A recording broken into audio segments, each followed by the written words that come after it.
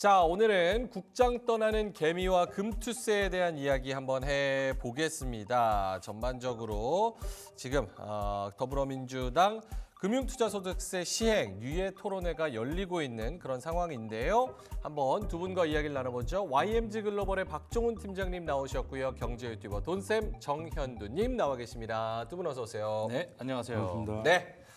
일단은 지금 시작은 하는데 화면이 저는 나오고 있습니다. 근데 아직 다 도착을 안 해가지고 11시나 돼야 할 것 같아요. 그래서 일단 저희가 이야기를 나눠보죠. 많은 분들이 금투세 이야기는 많이 나오고 사실 사회문 뉴스면에도 나오고 종합뉴스에도 나오고 근데 과연 이게 금투세가 뭐냐. 너네는 포함된다, 너네는 포함 안 된다 뭐 이런 얘기들도 많아가지고 박종훈 팀장님이 먼저 준비하신 자료로 금투세가 뭔지 누가 네. 해당되는지에 대해서 일단 브리핑을 해주신다면. 네, 일단 뭐 금투세 하면은 뭐 많은 뉴스를 통해서도 아마 많이 들으셨을 것 같고요. 그리고 지금 주식 투자를 하고 계신 분이라면 당연히 또 알고 계시는 단어라고 볼 수 있는데 사실 최근 들어서 뭐 주식에 대해서 좀 관심이 있으신 분들은 도대체 금투세가 뭐야? 뭐 네. 이거부터 이제 아마 좀 짚고 넘어가야 될 것 같습니다. 일단 보게 되면 일단 세금을 내야 된다는 거예요. 세금 내야 된다는 건데 지금의 이 소득세의 한 종류입니다. 근데 이 부분이 뭐 주식과 펀드 등으로 투자해서 번 돈 연간 5천만 원입니다. 이 5천만 원을 넘게 되면 또는 해외 주식 같은 경우에는 250만 원. 아마 지금 미국 주식을 하시는 분들 아마 이 금액에 대해서는 좀 익숙하게 느껴지실 수 있는데 자, 이 부분이 되게 되면은 내야 되는 세금이 일단 적용이 된다. 이 세율은 물론 뭐 3억 이하가 되게 되면 22%, 뭐 3억 이상이 되면은 뭐 27% 이런 약간의 그 세율의 약간 변화가 있겠지만은 지금 이러한 부분이 앞으로 향후 국내 증시에 어떻게 영향을 미칠 것인가. 이게 사실 지금 남자들 사이에서는 나는 지금까지 세금을 한 번도 낸 적이 없는데 네. 그러니까 돈 번 적이 없다는 얘기죠. 근데 여기에 열불을 토하는 사람들도 많이 있으시고 네. 물론 많은 분들께서는 이 분위기상 지금 국내 증시 너무나도 답답하잖아요. 답답한 상황에서 야 여기에 지금 금투세까지 내년에 도입이 된다면 우리가 지금 국내 증시에 이걸 뭐 투자를 해야 되나? 이러한 분위기상 약간 찬물을 끼얹는 그런 상황. 그리고 최근에 뭐 국내 증시 아마 보시는 거 아시겠지만 밸류업에 대한 이야기. 네. 당연히 이게 밸류업이 되게 되면 만약에 금투세가 도입이 된다면 이 밸류업을 진행하고 이러한 상황에서 뭐 이게 어떻게 또 시장에 영향을 미칠까? 내가 가지고 있는 주식이 더 빠지진 않을까? 자, 그래서 제가 오늘 뒤에 대만의 사례가 있고요. 네. 그리고 과거 일본의 사례가 좀 있습니다. 음. 물론 지금 미국의 뭐 선진국을 위해서 따라가고 있는 상황이긴 한데 과거의 여러 사례들을 통해서 그때 당시에 그 주가는 또 어떻게 흘러갔는가? 물론 지금 우리 대한민국과는 좀 다른 상황이겠지만 네. 상황적으로 다르고 그 부분 오늘 좀 재밌게 좀 풀어나가면 좋을 것 같아요. 알겠습니다. 그러니까 국장의 가장 큰 메리트 중 하나가 세금을 안 낸다는 거였습니다. 비과세죠. 네. 근데 이제 세금을 매기겠다는 거고 연간 주식으로 5천만 원 이상 돈을 벌면 세금을 매기겠다. 근데 연간 주식으로 5천만 원 이상 버는 사람이 얼마나 많겠냐. 일단 전 아닙니다. 네, 5천만 원 잃는 사람은 많습니다. 근데 5천만 원 버는 사람은 그렇게 많지 않아서 여기서 세금을 가져가겠다. 이거에서 수급에 대한 그런 논란이 있습니다. 지금 이제 하고 있는데 초반에 좀 소동이 있었습니다. 이 금투세 아마도 폐지를 주장하는 분들이 좀 들어오셔가지고 여러 가지 좀 목소리를 높이시는 그런 현장이 있었나 봐요. 퍼포먼스. 그래서 이제 그걸 말리고 내보내고 예. 사진 찍고 이러느라고 이런 퍼포먼스들이 좀 진행되는 상황에서 조금 노이즈가 있어서 좀 늦게 시작을 하고 있습니다. 예. 돈쌤님은 어떠세요? 이 주장. 연간 5천만 원 이상 버는 네. 사람이 얼마나 된다고 이렇게 난리냐. 그 말 자체가 자가당착이죠. 예를 들어서 지금 그 찬성의 가장 큰 당위성이 두 가지잖아요. 네. 첫 번째가 이제 소득 있는 곳에 세금이 있다라는 것이고 두 번째가 이제 부자들한테 조금 더 소득을 그 소득세도 누진세가 있으니까 여기서도 누진해서 좀 부자들한테 돈을 더 받자 이건데요. 문제는 첫 번째 당위성인 소득 있는 곳에 세금이 있는 라는 것은 네. 이중과세가 걸리게 돼 있습니다. 이중과세가 걸린다. 그러니까 지금 현재까지는 그 소득세가 없고 금투세가 없고 거래세 위주로 가는 거잖아요. 네네. 근데 거래세를 이제 뭐 인하나 폐지는 뭐 가겠다고 하지만 아직 확정된 건 아닙니다. 그런 상황에서 지금 금투세가 시행이 된다면 이중과세 논란을 벗어날 수가 없죠. 양쪽에서 다 빼겠다는 거잖아요. 예, 그리고 부자들한테 세금을 매긴다. 라는 취지인데 그러면서 동시에 찬성자들이 하는 말이 5천만 원 이상 버는 사람이 몇 명이나 된다고. 그러니까 사실 거들 일도 없는 걸 가지고 걷겠다는 얘기밖에 안 되는 거거든요. 예, 그러니까 지금 이거는 다른 쪽에 뭔가 있는 게 아닌가라는 생각을 하고 있고 네. 그리고 그걸 떠나서 지금 해외 주요 선진국 같은 경우는 뭐 미국도 물론이고 일본 다 양도세가 있죠. 양도세가 있는데 거기는 선진 시장이잖아요. 그럼 우리도 선진 시장을 먼저 만들어 놓고 선진 시장에 걸맞는 세금을 해야지 시장 자체는 후진국인데 그 세금을 선진국을 한다고 해서 될 일은 아니다라고 이제 짧게 줄여서 말씀드릴 수가 있을 것 같습니다. 알겠습니다. 그럼 대충 이게 어떤 내용인지는 우리가 알게 됐고 박종훈 팀장님이 찬성론자 반대론자 네. 이쪽의 입장을 이야기를 해보자면 왜냐하면 지금 민주당도 오늘 토론의 그 구도 자체가 찬성팀 3명, 네. 반대팀 3명 이래가지고 토론 구도를 한 1시간 동안 만들어 보겠다 이거거든요. 찬성 반대 입장은 뭡니까? 일단 뭐 지금 뭐 많은 이제 외신을 통해서 방금 이제 저희 돈쌤님께서 잘 설명을 좀 해주셨는데 여러 가지 이야기들이 좀 있어요. 여러 가지 이야기들이 있고 제가 뭐 화면을 한번 제가 좀 정리를 한번 해봤습니다. 정리를 해봤는데 한번 보게 되면 방금 말씀해주신 또 이중과세 문제가 있죠. 물론 지금 내년 거래세를 0.15%로 뭐 소폭 하향 조정하겠다라는 이야기들이 있는 상황이긴 하지만 이 부분도 뭐 뒤에 가서 어떻게 또 결과가 나올지는 봐야 되는 부분이고 또 앞서서 말씀해주신 뭐 선진국 기준 그러니까 뭐 선진국을 봤을 때 우리가 이제 250만 원에 대해서 이제 뭐 세제 혜택을 좀 주고 네. 그 이후로 우리가 22%뭐 미국 주식 같은 경우에 네. 이렇게 22%의 양도세를 우리가 적용을 받게 됐는데 사실 주식을 장기 보유했을 때 세제 혜택이 있어요. 미국 같은 경우에. 근데 이러한 아주 세부적인 그러한 어떤 세제 관련해서 이게 충분하게 이게 지금 뭐 논의가 되어 있는가라고 봤을 때는 너무나도 좀 부족한 상황이 아닐까 뭐 이런 생각이 드는데 자 그러다 보니까 이제 반대론자는 이러한 이야기도 좀 하고 있는 상황이고요. 네. 최근에 지금 사실 올 초부터 지속적으로 나왔던 게 코리아 디스카운트잖아요. 이거 우리 좀 제발 좀 탈피하자. 탈피하자. 기업에 좀 투자 좀 하자. 정상화. 네, 정상화 좀 하자. 이 얘기가 지속적으로 나오고 있는데 이게 과연 해소될까? 이런 부분. 지금 시장도 안 좋은데 세금까지 뜯는다고 하면 그렇죠. 누가 국장하겠냐. 네, 물론 지금까지의 양도세가 없었습니다. 국내. 그럼 양도세가 없다 그래서 그 국내 증시가 좋았냐? 지금까지 좋았냐? 그렇진 않았어요. 그렇진 않았죠. 그렇진 않았는데 여기에 또 찬물을 끼얹는다는 것 자체가 그러면 이제 국내 증시의 장점이 완전히 상실되는 게 아니냐. 이런 부분도 있고요. 뭐 당연히 그렇다 보면 개인 투자자분들은 물론 내가 5천만 원 이상 벌 거라고 생각을 하시고 다 주식을 하시겠지만 증시 자본이 어느 정도는 좀 이탈이 될 가능성이 좀 크다.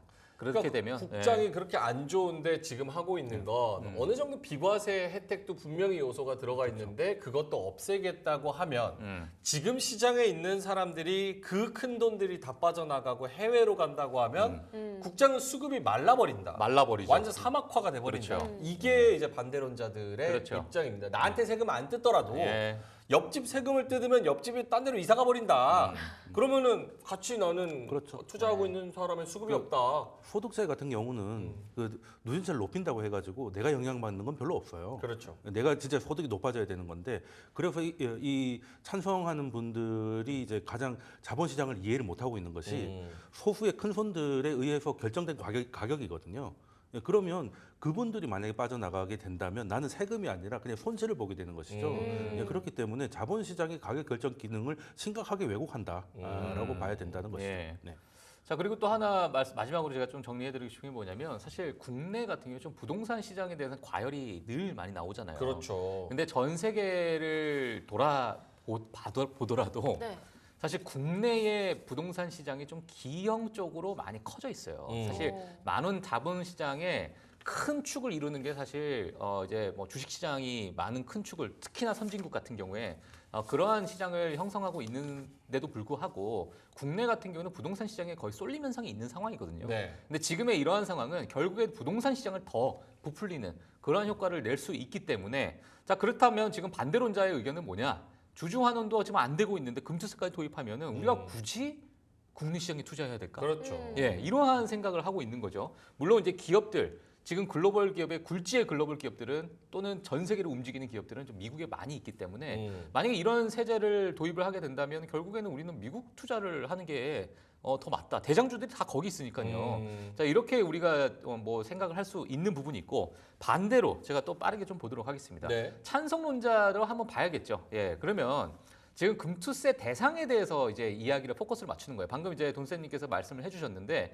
이게 결국에는 이제 부자들한테 좀 걷어내겠다. 하지만 정말 증시를 움직이고 있는 큰 손들에 의해서 정말 가격이 결정되고 있는 국내 증시, 특히나 이 사이즈 자체가 상대적으로 작기 때문에 네. 이러한 부분이 생기는 것인데 이게 사실 뭐 전체 투자자의 1% 미만이기 때문에 큰 영향은 없을 것이다라는 주장을 하고 있는 겁니다. 예, 그래서 양쪽에 이러한 의견이 대립을 하고 있는 상태고 제가 뭐 본다면 뭐 지금 이 금투세에 대해서는 많은 투자자분들 아마 다 반대를 하고 계시지 않을까 예, 그런 생각을 가지고 있기 때문에 지금 이 저희 방송을 보시는 분들은 아마 양쪽에서 한번 같이 고민을 해보시는 것도 어떨까. 자, 그렇습니다. 알겠습니다. 요 지금 박종훈 팀장님 자료를 보니까 확실히 반대론자이신 것 같아요. 박종훈 팀장님은. 왜냐하면 찬성론은 그냥 그림 하나 어디서 하나 가져와가지고 싹 붙여놓고 이것도 안 갖고 나오려고 했어요. 기계적 중립을 위해서 이제 예의상 갖고 방송용으로, 나온 거예요. 예. 예의상. 예. 예의상 그냥 붙여놓은 느낌으로. 돈쌤님은 어떻게 근데 생각하세요? 사실 뭐 찬성을 할 명분이 없고요. 네. 제정신이라면 이제 찬성을 할 수가 없죠. 예. 아니 역시. 일단은 법 자체가 제정신이 아니기 역시. 때문에 네. 일단은 예. 법이라고 하면 네, 그 법이 갖춰야 될 최소한의 요건들이 있습니다. 맞습니다. 근데 금투세는 그조차도 있지 않아요. 그래서 시행하는 것 자체가 허들입니다. 예, 그러면 이거 하나하나 디테일, 특히 최근 같은 경우는 구조화 상품이 많아가지고 해외하고 국내하고 섞여 있는 이런 ETF 것들도 굉장히 많거든요. 그런 것들을 다 어떻게 과세할 것인지, 시스템은 준비가 되어 있는지, 그리고 시스템을 준비하기 위한 가이드는 있는지 이런 것조차 없습니다. 그냥 아직까지도 지금 100일 정도 남았는데 찬성이냐 유예냐 혹은 폐지냐 가지고 아직도 그러고 있는 상황이고 그리고 또 사실 외국 같은 경우도 양도세가 있지만은 거기에는 미국 같은 경우는 10년 동안 상계를 해주죠. 그리고 미국은 그래도 손실일 경우에는 소득공제를 해줍니다. 네. 그러면 금투세를 도입을 하려고 하면 일단 거래세가 없어져야 되고요. 그리고 5천만 원 이상 손실을 봤을 때는 다 전액 세액공제를 해줘야 형평성이 맞는 겁니다. 근데 그런 거에 대한 보완은 전혀 없는 것이죠. 그리고 왜 개인들에게만 부가가치세 같은 것도 개인만 내는 건 아니잖아요. 예, 그러니까 이거는 사실 일단 시행이 되면 그 법적인 부족함 때문에 네. 많은 문제가 생길 수 있다라고 생각할 수 있고 그리고 최근 들어서 재밌는 거는 제가 가져온 자료를 보면은 네. 돈세님 근데 약간 그 숨을 좀 쉬셔야 될 것 같아요. 많이 격양되신 것 흥분하셔서 같아요. 흥분하셔서. 그렇게 싫어요? 예. 금투세? 예, 그렇게 숨찰 만큼 네, 그럴 수밖에 없죠. 대상자니까. 대상자니까. 그럴 수밖에 없죠. 반대해야겠네요. 네, 반대를 해야 극렬하게. 되는데 네. 일단은 시장의 반응을 보면 될 것 같아요. 저의 반응하고 시장의 반응이 똑같습니다. 제가 네. 가지고 온 코스닥 거래 대금을 보면요. 일단 2월 정도에 와. 2월 정도에 14조였다가 지금 5조 수준으로 절반 이하로 떨어졌습니다. 이게 완전 뭐겠습니까? 말라버렸네요. 그럴 수밖에 없는 게 보시면은 총선 결과가 나온 이후로 급락하기 시작했습니다. 네, 4월 이후부터 급락하기 시작했어요. 그렇네요. 그리고 저거는 이제 8조인데 지금 최근 거 7월 말까지 가면 급격하게 빠져서 5조 수준까지 내려왔습니다. 와. 그러면 코스닥 시장의 시장 기능이 거의 상실되고 있고요. 이 돈들이 다 그럼 해외로 가느냐? 그렇지도 않습니다. 부동산으로 가고 있습니다. 부동산으로. 그래서 지금 최근에 부동산이 반등하는 건 부동산의 강세장이 아니라 여기서 빠진 돈들이 갈 데가 없다 보니까 가장 안전한 자산. 그렇죠. 그리고 심지어 금투세를 시행하자는 민주당조차도 일가구 종부세에 대한 완화책을 내고 있어요. 그 부동산으로 가라는 얘기죠. 그렇죠. 예, 그래서 가고 있습니다. 예, 그러면 우리나라의 고질적인 문제, 부동산 쏠림 현상을 더 자극하고 있고 그리고 자산 형성에 있어서 중대한 축인 주식시장의 기능을 마비시키고 있다. 시행 우려 자체만으로 이 정도까지 와 있다라는 것이죠. 그러니까 시장이 지금 완전 뭐 식물인간 돼버린 게 그렇죠. 테마주를 급격하게 테마성 성격을 하고 싶은 분들은 다 코인으로 갔어요. 공부를 해서 수익을 내고 싶은 분들은 미국으로 갔어요. 그렇죠. 덩어리가 큰데 금투세가 부담되시는 분들은 부동산으로 갔어요. 그러니까 시장에서 여기 있어야 될 명분이 하나도 없습니다. 그렇죠. 예.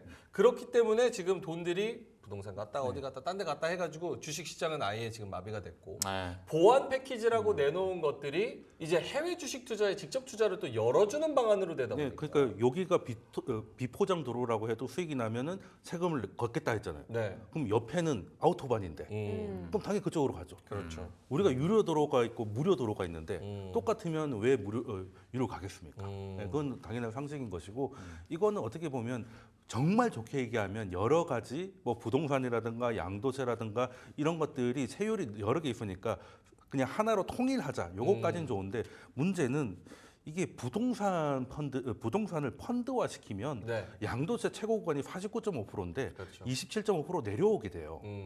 그러면 그 부동산 펀드, 그 부동산으로 증권화 시킬 수 있는 부동산 할 수 있는 초대형 부자들한테는 엄청난 혜택이거든요. 그렇죠. 세금이 절반으로 줄어요. 49%에서 27%로 27%로 빠지니까. 예, 그러니까 그 우리가 일반적인 아파트가 아니라 큰 건물이나 이런 것들을 이제 증권화 시킬 수 있잖아요. 이런 것들을 이제 매각했을 때 기존의 양도세에서 금투세로 가게 된다면 이제 절반으로 줄어드니까 사실 여기 의도가 있는 게 아닌가라는 의심을 할 수밖에 없는 상황이다라는 것이죠. 그러니까 우리나라 사모펀드 시장이 한 680조 되는데 그 중에서 한 600조에서 630조 정도는 이제 부동산 관련 부동산 펀드. 관련입니다. 근데 그 부동산 관련 펀드가 세금이 49%에서 금투세가 도입되면 20몇 %로 줄어드니까 그런 부분에서 좀 혜택을 주려는 거 아니냐라는 그런 음모론들도 있습니다.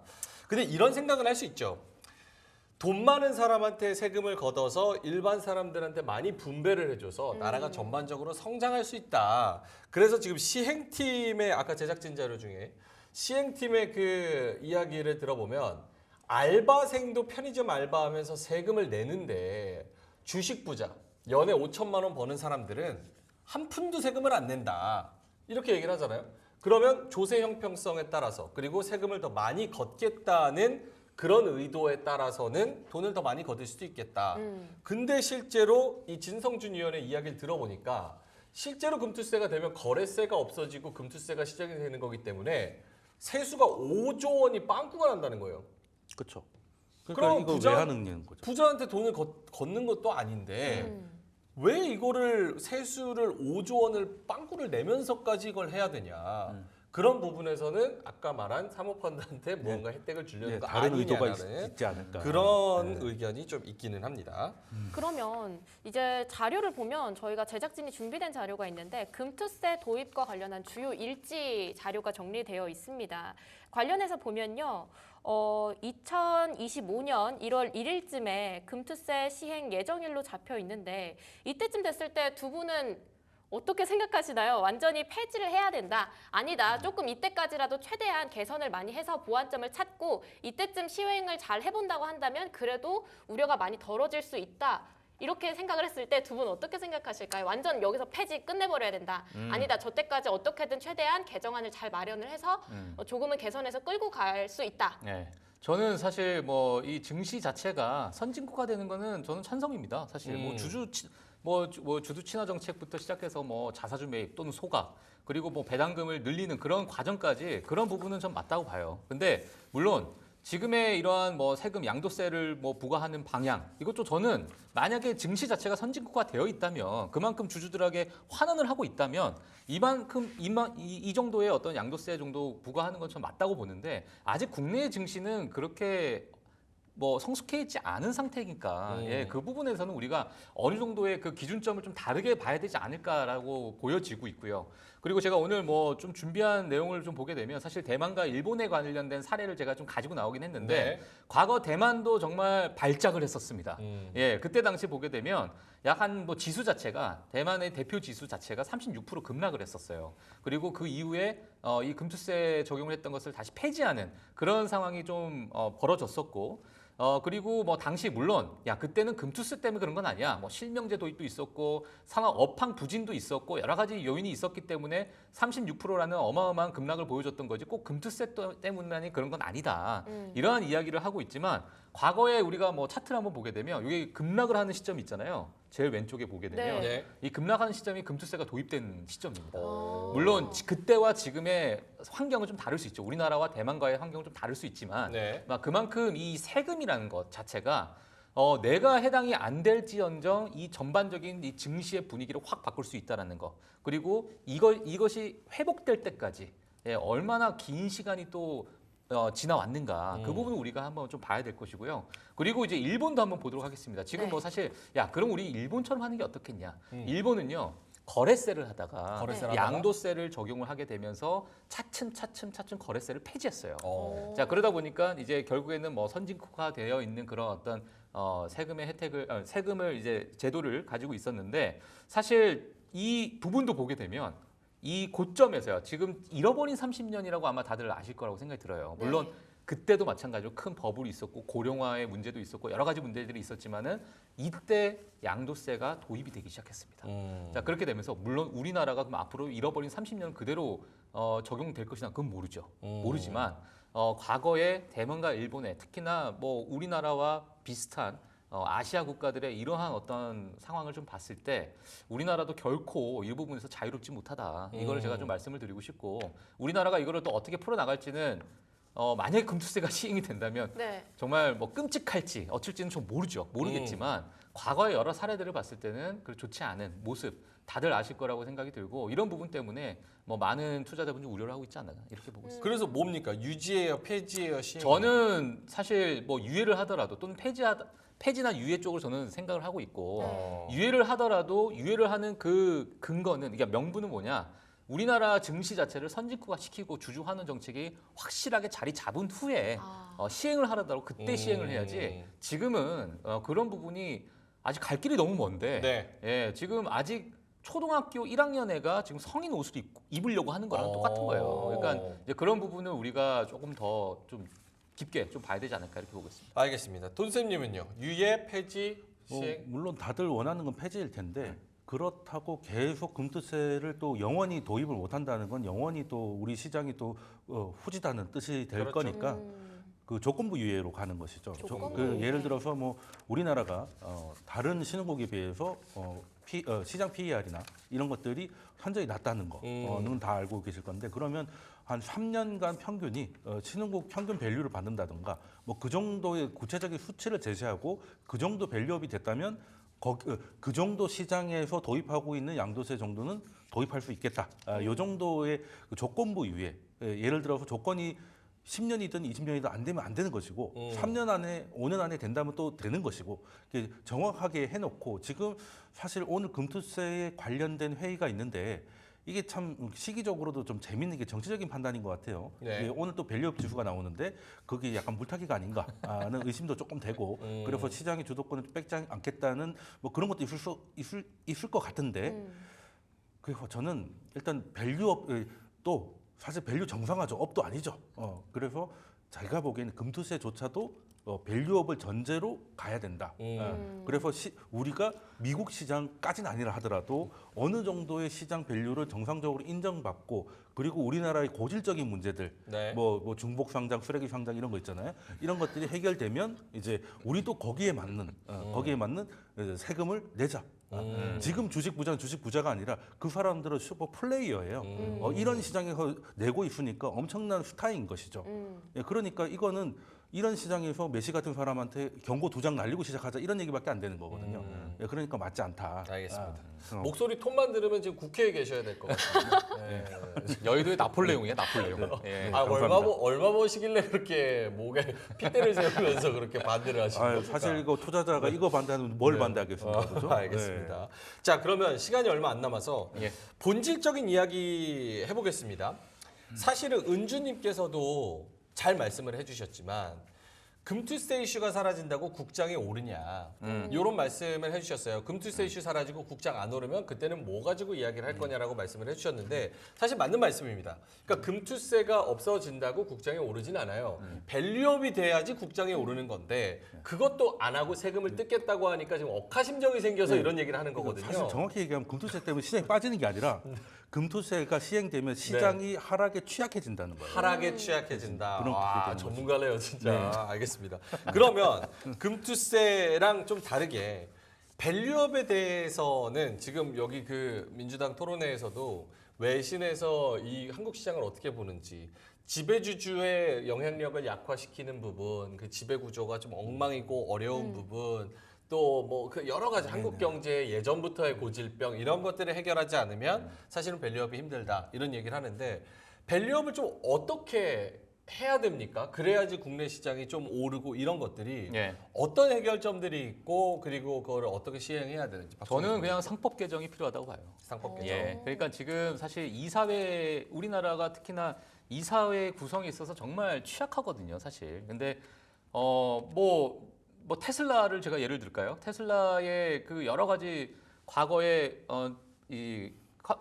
그 주주총회도 네. 있었는데, 그때 당시에 많이 나왔던 부분이 뭐냐면 일론 머스크의 그 급여 패키지였습니다. 그렇죠. 예, 근데 그 급여 패키지에 그 첫 작은 공을 쏘아 올린 그 정말 소액주주. 네. 그 소액주주가 이제 소송하게 되면서 시작된 거거든요. 그러니까 그만큼 지금 미국 같은 경우에는 물론 이런 소액주주들이 막 목소리를 낸다고 해가지고 기업 전체가 흔들리고 이거 자체가 선진국이냐 이런 건 아니지만, 전체적으로 모두 다 목소리를 낼 수 있는 소액주주들의 어떤 권리를 가지고 수 있는 그러한 어떤 뭐 상법 개정도 좀 필요하다고 생각이 들고, 거기에 걸맞는 또 이사회의 강력한 어떤 경영에 있어가지고 유지를 할 수 있는 그런 힘도 좀 필요하다고 봐요. 하지만 지금 국내의 여러 기업들의 어떤 구조상을 보게 되면 사실 소액주주들이 정말 많이 목소리 내기 힘들잖아요. 목소리 내기 힘들고, 정말 뭐 유상증자도 그냥 뒤에서 뭐 뒤통수 너무 많이 맞았죠. 그렇죠. 얼얼할 정도로 맞았는데, 자, 이러한 부분을 우리나라에서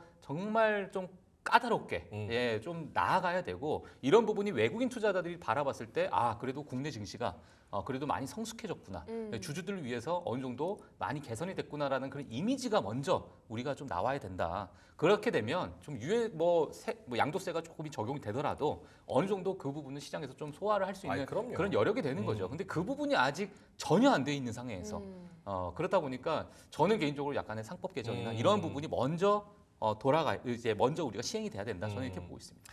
소액주주의 권리 강화라는 뜻은 반대로 얘기하면 대주주의 권리 약화입니다. 그렇죠. 근데 지금 재벌 중심을 사회로 돌아가는 우리나라 경제 시스템, 이게 몇십 년간 이어져 온 이 시스템에서 모든 기득권, 그러니까 정치부터 시작해서 뭐 언론, 그리고 상 쪽까지 다 그런 쪽으로 엮여 있는 상황에서 이거를 과연 쉽사리 할 수 있을 것이냐라는 부분은 정말 더 큰 노력이 필요하다라는 좀 생각이 듭니다. 돈쌤님은 어떠세요? 밸류업 관련? 사실 뭐 밸류업 하면 이제 상법 개정 얘기가 나올 수밖에 없는데, 지금 금투세 가지고도 이렇게 말이 많은데 상법 개정까지 간다는 건 이제 너무 이제 김칫국을 그랑대로 마시는 거 아닌가 하는 현실적인 생각이 들고요. 그리고 지금 현재 그 상법을 개정하려고 하면 결국에는 이제 회사의 이익이 아니라 주주의 이익이라는 그 한 줄을 넣기 위해서인데, 이게 재계에서는 굉장히 두려워하고 있어요. 왜냐하면 이 상황이라는 게 우리나라 상황에 맞춰서 돼 있었기 때문에 갑자기 미국식으로 하게 되면 그 사법 리스크에 너무 노출이 된다는 것이죠. 그래서 지금 정부하고 여당은 처음에는 강력하게 좀 추진하려고 하다가 지금 약간 톤을 좀 자제하고 있어요. 그래서 이 부분에 대해서는 같이 가야 됩니다. 상법을 개정하려면 네네. 세법도 개정돼야 돼요. 세법도 개정. 우리나라가 지금 이상하게 돼 있는 거는 또 과도한 상속 증여세 때문이거든요. 맞습니다. 물론 미국도 상속 증여가 있지만 거기는 이제 공제가 우리하고 차원이 다르기 때문에 같은 세월이라고 볼 수가 없는 것이고, 그러면 당근과 채찍을 같이 줘야 되는 것이죠. 그래서 그 두 개가 같이 가야 되는데, 이거는 굉장한 여야 합의가 필요한 부분이라서 지금 당장은 미국도 사실 지금 처음부터 프리미엄 시장 아니었습니다. 80년대에 주주 운동이 있어 왔고 그 네. 결과가 누적돼서 여기까지 온 거거든요. 그럼 우리나라는 사실 처음 지금 밸류업 얘기를 하면 그런 거 그냥 말뿐이지라고 생각하시겠지만 말이라도 처음 해봤습니다. 우리는 말해본 적도 없어요. 네. 예, 말이라도 꺼내봤기 때문에 미국도 사실 한 40년 전에는 해왔던 경험인데 일본이 성공을 했고, 그러면 우리의 시장에 맞춰서 우리도 좀 해야 되기 때문에 지금 당장 해야 될 것은 법을 안 바꿔도 할 수 있는 거는 일단은 그 중복 상장, 네. 그리고 좀 표현이 그렇습니다. 쓰레기 상장 같은 거 있죠. 이런 것들을 최대한 줄여서 시장에 들어왔을 때 좀 안전한 느낌을 좀 줄 수 있도록, 그게 밸류업이죠. 이게 키가 커야 되는데 옆으로만 크는 게 우리나라 시장이죠. 시총만 커지잖아요. 지수는 그대로고. 이게 좀 반대로 반대로 돼야 돼야 된다. 이제 장기 투자의 요인이 발생하기 때문에 우리가 뭐 미국처럼은 안 된다 하더라도 일단 시작은 좀 해봐야 되겠다라는 생각을 하고 있습니다. 당근과 채찍 중에서 은주님이 당근 쪽에서는 밸류업 혜택이 있다. 상장 준댔잖아요. 표창장 말씀을 하시고. 그러니까 표창장으로 안 돼요? 상장 말고 상장은 이제 사진을 찍어야 되니까 하고 그래갖고. 실제적인 거는 상속 증여를 좀 줄여주는 거죠. 줄여주는. 네. 알겠습니다. 무엇보다 오늘 이렇게 다양한 얘기들을 하다 보니까 느껴지는 게 금투세 도입과 관련해서 더 많은 토론과 수기가 좀 필요하겠다 이런 생각을 했습니다. 오늘 주제와 관련해서 팀장님 한 말씀 해주신다면? 사실 뭐 여러 저는 이야기하고 싶은데 사실 저출산으로 지금 국내에 고령화되고 있고 네. 뭐 소멸이 된다, 네. 대한민국이 없어진다 이런 얘기가 있는데 금투세가 또 도입이 된다면 저투자로 인해서 국내 증시가 소멸되지 않을까. 자 그런 생각이 듭니다. 저출산으로 소멸, 저투자로 증시 소멸. 돈쌤님은요? 그 지금 또 발언하고 계실 건데 진성준 네. 정책위원장께서 이제 비포장 도로라는 표현을 썼었는데요. 비포장인 건 아시는 것 같아요. 근데 이제 그 비포장 도로에 싱크홀까지 만들고 계시는 이제 금투세다 말씀드리겠습니다. 포트홀도 아니고 싱크홀. 푹푹 빠지는 이야, 것이죠. 한 7m짜리. 네. 누가 더 시적으로 표현한가 오늘 약간의 대결을 했습니다. 예. 여기서 걸어서 10분 가면 국회거든요. 바로 글로 지금. 네, 가는 길에 이제 피켓 한번 흔들고 가겠습니다. 퍼포먼스 한번 보여드리도록 하겠습니다. 맞습니다. 자, 이렇게 금투세 관련해 가지고 이야기를 해봤는데 오늘 지금 민주당 쪽에서 찬반 토론이 치열하게 좀 이어지고 있는 그런 상황입니다. 여기 1시간 정도 걸릴 테니까 11시 반, 한 12시까지 잘 지켜보도록 하겠고요. 여기에 따라서 또 시장의 움직임도 나올 수 있거든요. 그래서 시장이 어떻게 반응하는지도 잘 체크를 해보시면 좋을 것 같습니다. 자, 그러면 두 분과는 여기서 인사드리도록 하겠습니다. 돈쌤 정현두님 그리고 YMG 글로벌의 박종훈 팀장님이었습니다. 고맙습니다.